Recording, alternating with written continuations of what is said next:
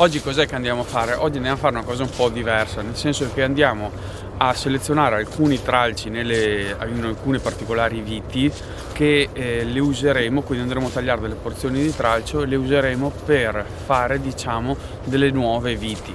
Innestandole direttamente nel terriccio creeranno nel tempo delle nuove barbatelle. Siamo in un vigneto di Trebbianello, ha ormai una cinquantina di anni questo vigneto, abbiamo vigne molto, molto vecchie e in questo caso non è difficile trovare delle uve da tavola inserite all'interno dei filari di questo vigneto. Perché? Perché una volta andavano a inserire appunto alcune uve da tavola in modo tale da gestirle in modo omogeneo con gli altri ceppi, con gli altri viti. Però allo stesso tempo magari i signori di una volta avevano anche il tempo di andare a selezionarsi l'uva prima della vendemmia, portarsela a casa e avere la possibilità appunto di mangiarsi della buona uva da tavola. Quindi è frequente trovare all'interno dei filari di un tipo di vitigno, come in questo caso Trebbianello, alcune uve un po' strane, storiche, anche particolari, originali, che adesso si fa fatica anche a trovare all'interno di quello che è il panorama delle viti piantate in questa zona. Ecco, come fatalità in questo caso abbiamo un'uva da tavola che ormai noi sappiamo riconoscere all'interno del vigneto, perché a casa abbiamo un foglietto dove, per esempio, in questo vigneto sappiamo che al terzo filare, circa il quinto palo, vicino al quinto palo, a partire da quel lato là, troviamo l'uva da tavola. Allora in questo caso noi riusciamo ad andare a selezionarla e anche quando è matura l'uva riusciamo, chiaramente è anche più facile riconoscerla, e ce la portiamo a casa da mangiare prima che avvenga la vendemmia, ecco. E in questo caso è un'uva particolare, un'uva da tavola abbastanza grossa, molto buona. Non so la varietà precisa, diciamo che somiglia un po' alla Matilde, quindi a quell'uva da tavola tipo Regina, quella che fa gli acini belli grossi, molto, molto dolce, anche con una buccia bella tenera, per cui a noi piace molto. E cosa andiamo a fare? Andiamo a selezionare appunto delle porzioni di tralcio per poi innestarle, impiantarle nel terriccio in alcuni vasi, e da lì stimolando la pianta si va a produrre prima le radichette e poi le gemme che daranno origine appunto alla nuova pianta. Ecco, in pratica questo lavoro va fatto prima di potare la vite, in modo tale che noi possiamo andare a scegliere quelli che sono, secondo noi, i tralci migliori per fare questo lavoro. Chiaramente non andiamo a selezionare, come in questo caso, per esempio, un tralcio così piccolo e magretto, perché sicuramente non avrà la forza da svilupparmi poi la pianta che ho intenzione di far crescere. Chiaramente dovremo andare a cercare un tralcio per fare questo lavoro, sicuramente in questa porzione dove c'è più vigoria, dove ha spinto di più la vite. Allora, chiaramente noi prima cosa dobbiamo andare a garantirci l'uva da questa vigna qua, in modo tale che prima cosa andremo a potarla in modo tale da avere l'uva quest'anno che ci produrrà appunto questa vite. Per cui chiaramente adotteremo i nostri sistemi di potatura. In questo caso teniamo buono per esempio questo tralcio, di qua facciamo uno sperone, qua possiamo anche tenerne 3 di tralci perché tanto è bella vigorosa e sicuramente li mantiene, e teniamo questi 3 blocchi, diciamo, questi 3 gruppi di tralci. Quindi qui ho già selezionato un tralcio, qui ho speronato, qua faccio uno sperone, tengo uno di questi tralci ma non li getto a terra, quelli che taglio, perché poi li useremo appunto per il nostro lavoro di creare nuove barbatelle. E anche qua utilizzo questo tralcio per fare lo sperone, quindi taglio in questo modo, e quest'altro tralcio mi andrà a creare appunto il capofrutto, e qua elimino il vecchio. In pratica abbiamo selezionato uno sperone con una gemma e l'altra gemma, un capofrutto che questo mi andrà a creare il gruppo che mi fa l'uva. Anche qui abbiamo uno sperone e un altro capofrutto che andrà legato. Anche qua avremo uno sperone e un altro capofrutto. Come abbiamo detto, teniamo i 3 tralci. Gli altri tralci non li tiriamo a terra come facciamo con la stralciatura, ma una volta selezionato, diciamo, i tralci della vite per fare l'uva di questa vite. Gli altri tralci li portiamo a casa, faremo delle sezioni, quindi li riduciamo più o meno a 3/4 e li impianteremo nel terreno in modo tale che ci diano delle nuove viti.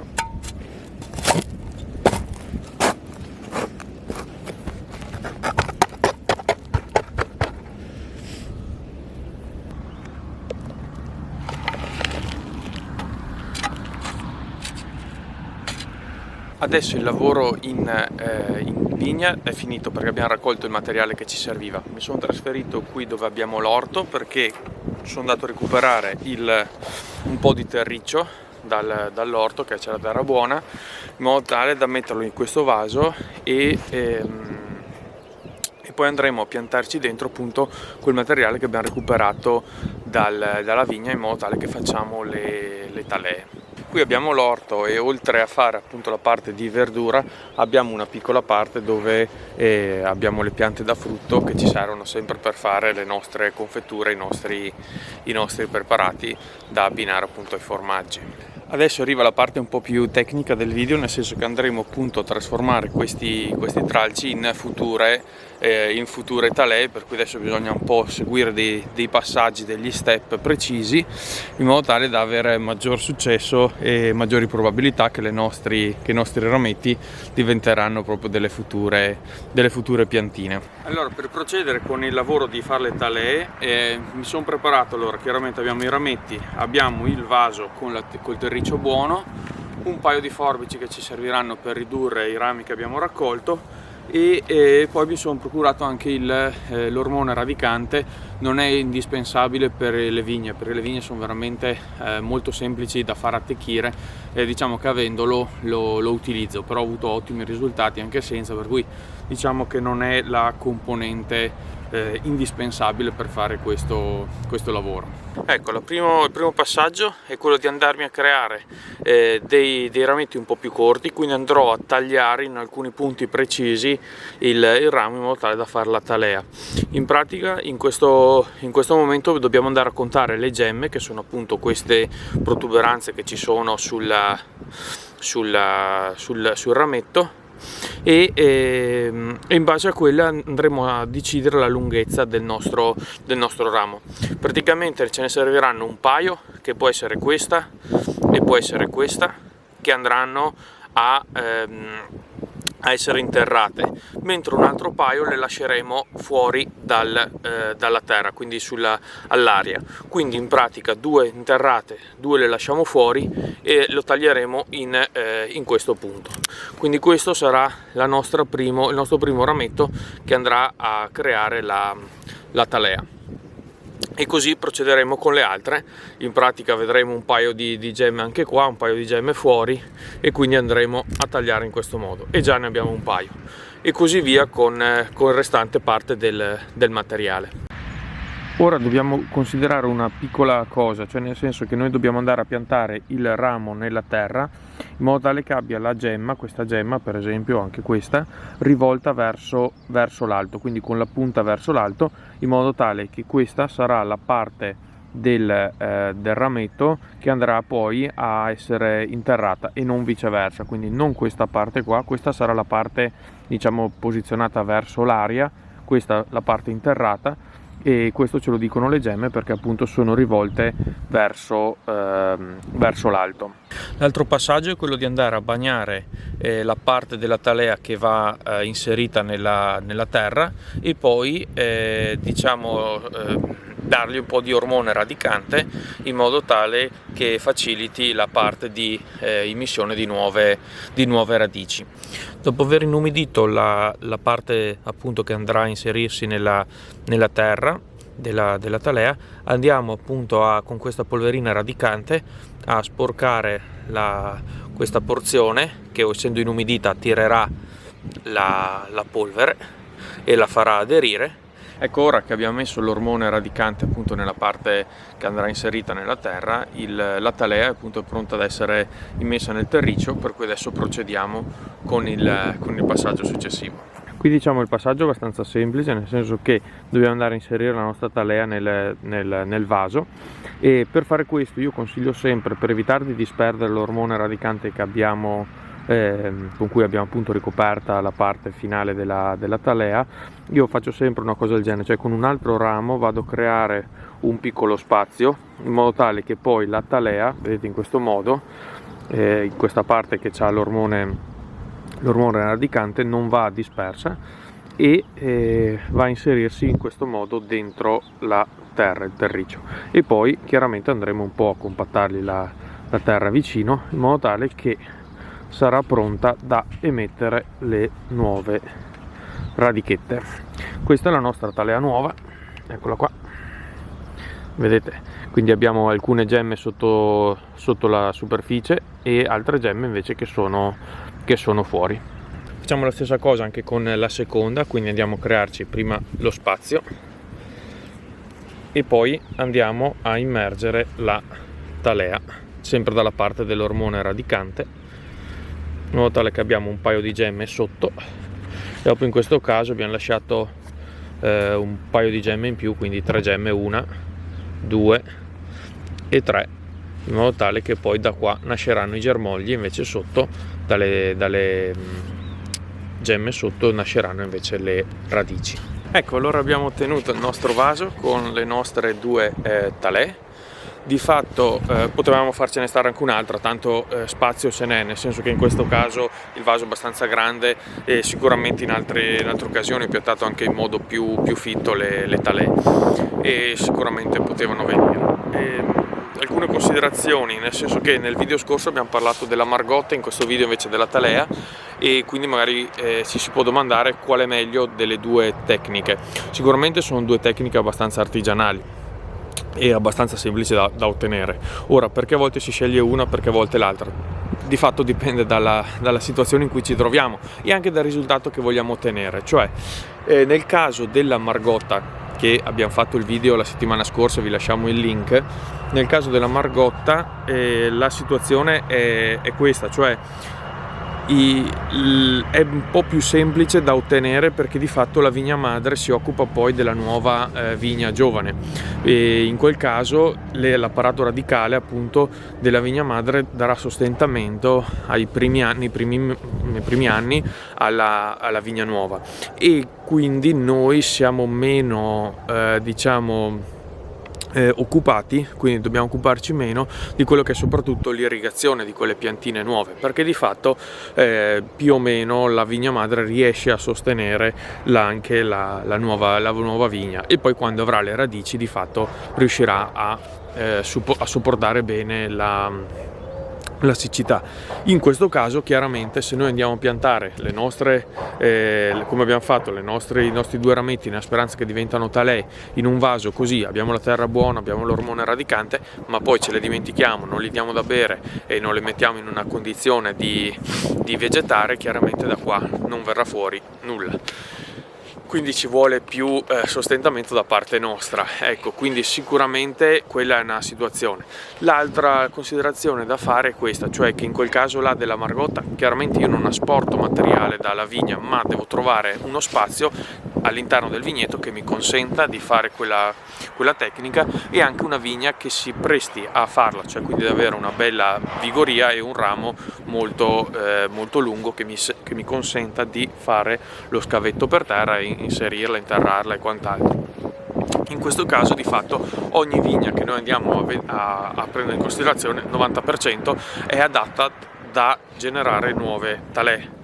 La cosa bella in questo caso è che noi non siamo legati al vigneto, cioè una volta asportato il materiale, di fatto queste saranno vigne che io posso andare a piantare in giardino, in un altro vigneto ancora, posso regalarle, e quindi vado a propagare questa varietà anche in altre situazioni. Questo secondo me è molto affascinante, nel senso che magari ho delle vigne, come in questo caso delle vigne un po' antiche, delle varietà strane, varietà poco conosciute, e riesco di fatto nel nostro piccolo riusciamo a mantenerle e a conservarle, di fatto, quindi conservi una sorta di biodiversità, e questo secondo me è molto affascinante. Un consiglio pratico che mi sentirei di dare prima di andare a fare la talea, prima di selezionare il ramo, è appunto quello di cercare il ramo, un ramo bello robusto, bello vigoroso. Non so, all'interno della vigna ce ne saranno 2-3 validi per fare la talea. Più è vigoroso e più probabilmente abbiamo delle probabilità appunto di successo, che altrimenti con rami troppo piccoli, troppo magri, troppo esili difficilmente si otterranno. Soprattutto anche quando andiamo a fare la talea io scelgo sempre la parte diciamo più basale, quindi più attaccata alla vigna, da lì conto le prime 4-5 gemme e poi taglio. Così faccio con tutti i rami, e quel materiale io lo considero di serie A, nel senso che tutti quei rami che ho selezionato vado a sportare le prime 4-5 gemme e poi metto da parte quelle e faccio un vaso con il materiale tra virgolette di serie A. Poi le restanti porzioni di ramo, come può essere anche questo che ho diciamo scartato dalle due talee che ho fatto, già questo comunque è ancora buono, magari nella parte apicale del ramo, del tralcio, può essere che sia appunto un po' più esile, un po' più sottile. In quel caso posso fare due cose: o lo butto, nel senso che non so cosa farmene, ma se ho dei vasi, se ho del terriccio, io a volte provo a dare, anche per sperimentare, provo a interrarle. Chiaramente in quel caso avrò sicuramente molte meno probabilità di successo, e per cui adesso vi faccio vedere alcuni esperimenti che ho fatto, alcune cose che di fatto non sono andate a buon fine negli anni scorsi. Ecco, questa per esempio, questo è un vaso dove ho messo appunto la terra. Gli anni scorsi ho fatto una talea, la quale era anche partita, questa era la talea di partenza di fatto, e vedete mi ha dato origine a 2 gemme, e una era qua e una era qua sotto, e mi hanno dato origine di fatto a una piccola piantina, solo che questo ramo non era così robusto e di fatto non ha avuto la forza di portare avanti la talea, e probabilmente avrà patito anche un po' la siccità, e per cui di fatto questa pianta mi si è seccata. Adesso io l'avevo tenuta, però chiaramente non è da buttare. Vedete che aveva la terra era buona, quindi non si erano fatti errori di quel tipo lì. Aveva fatto sicuramente delle radici, perché la prima parte sicuramente avrà radicato nei primi momenti, poi però non ha avuto la forza di mantenere. Infatti, se vedete, non so se si riescono a vedere, ci sono delle piccole radichette che poveretta ha provato a fare, anzi di fatto l'apparato radicale era anche abbastanza buono, però probabilmente non ha avuto la forza di portare avanti, diciamo, la vigna. Sicuramente avrà anche un po' patito l'asciutta, causa, diciamo, un po' di negligenza da parte mia, e questo torna un po' a collegarmi col discorso che una volta fatte le talee, una volta aver asportato il materiale, non è sufficiente e bisogna anche dedicarci del tempo. Come avete potuto vedere, non è scontato il risultato, per cui quando si ottengono dopo delle buone vigne, dei buoni risultati, è ancora più soddisfacente. Per cui adesso vi faccio vedere invece un paio di vigne che ho piantato in giardino proprio attraverso questa tecnica delle talee, e di fatto stanno già producendo della buona quantità di uva. Ecco, questa è una vite da tavola che ho replicato con la tecnica della talea e che mi ha dato un buon risultato. Ha già ramificato, sono passati 4 anni da quando sono andato ad asportarla da un vigneto, ho fatto un paio di anni nel vaso e poi un paio di anni qui nella terra, e adesso di fatto abbiamo già vendemmiato un anno l'uva. Ecco, questa è la seconda vite che ho fatto tramite la tecnica della talea. È un'uva fragola, quindi sempre uva da tavola, e in questo caso l'ho già potata, ho lasciato uno sperone, e questo invece sarà il capofrutto che piegherò in questo modo, e dopo dovrò legare, e mi darà diciamo l'uva per il prossimo autunno. Anche in questo caso ho fatto un paio di anni nel vaso, poi 2-3 anni che è in messa nel terreno, e abbiamo fatto una raccolta finora, ce la siamo portati a casa da mangiare, questa uva fragola. Ecco, allora adesso vado a portare a riparo questo vaso, quindi con le nuove 2 talee, e poi speriamo che in primavera ripartano bene, germoglino e facciano le radici, e magari tra qualche anno riusciremo a raccogliere dell'uva da queste due talee. Ecco, allora questa tecnica della talea si possono riprodurre appunto sia le vigne ma anche le rose. Qua abbiamo fatto alcune piccoli tagli dei rametti e sono già andato a piantarne un paio, facendo un buco sempre con un ramo in modo tale da creare lo spazio. Andiamo a inserire la nostra futura talea, ecco, e in questo caso abbiamo un vaso con 3 talee di fatto di rosa. Questa è una tecnica abbastanza semplice che abbiamo avuto ottimi risultati per le vigne ma anche per le rose, per cui se avete il giardino e volete propagare, diciamo, le vostre piantine è una buona tecnica. Spero che il video vi sia piaciuto, che i contenuti siano stati interessanti, e al prossimo video.